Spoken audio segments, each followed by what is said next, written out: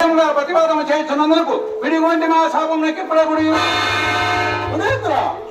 ఎరుగలు చేసిన వారి అపరాధముడు క్షమింపుడు మహాత్మా.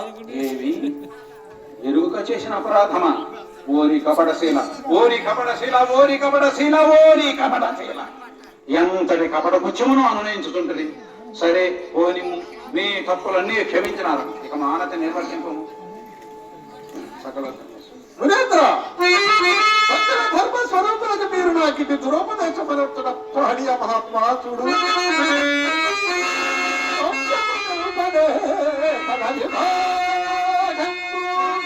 అవును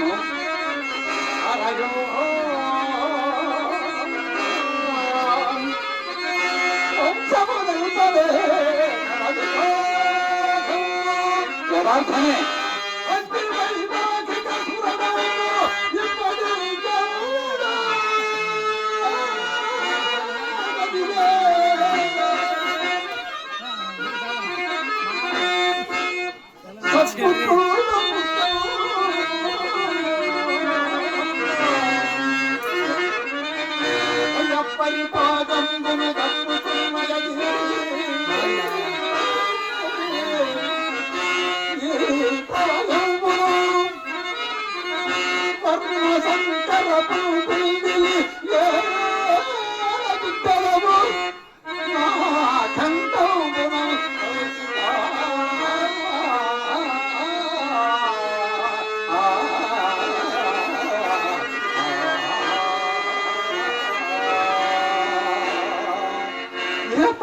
రెండుకి నన్ను చెడు మార్గము దొక్కమందరు మహాత్మా.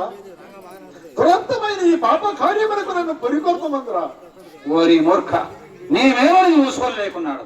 ఎప్పుడో వచ్చు సొక్క సౌఖ్యములను నమ్మి ఇప్పుడు కంటికి కనబడుతున్న సామ్రాజ్యాది ఉత్తమ భోగములను విడిచి వెర్రివాడు ఎందైనా కలడా? ఆహా కలడా? ఇప్పుడు నీవు నా కుమార్తెను వివాహం ఆడుకున్నా నీ కొరకై స్వర్గద్వారములు తెరిచి పెట్టబడి నుండనుకుంటువా ఏమి? అయినా మీ వంటి తుచ్చరాజులకు స్వర్గ సౌఖ్యములు కూడా రాజ్యాంతే నరకం ధ్రువంబన వాక్యం వినబో. కావన వ్యర్థ ప్రతిపదములు సారించి పూజ్యమైన ఈ ఉత్తమ సామ్రాజ్యాది భూములతో పాటు నా కుమార్తెతో వచ్చు భోగములను కూడా యథేచ్ఛగా అనుభవింపు. ఏల నీకు నీ కడగన్లు. ఇది ఎంతైనా సరియైన బోధయ మహాత్మా కాదా? మానుష జన్మం మిత్రులకు పాపులను శిక్షింప పై దండాధరుడు ఉన్నాడని దుష్కార్యములకు పొంత పోకుండా ఎవరా దండధరుడు? నాకంటే గొప్పవాడా ఏమి? అయినా హరిశ్చంద్ర కొండంత అండని నుండని కంటే నువ్వు దండదైన పైన పోయి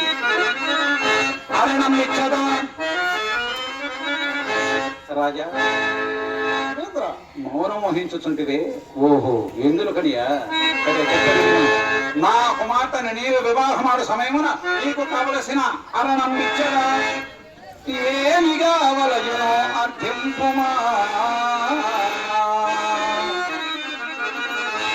సంతాన పొందరు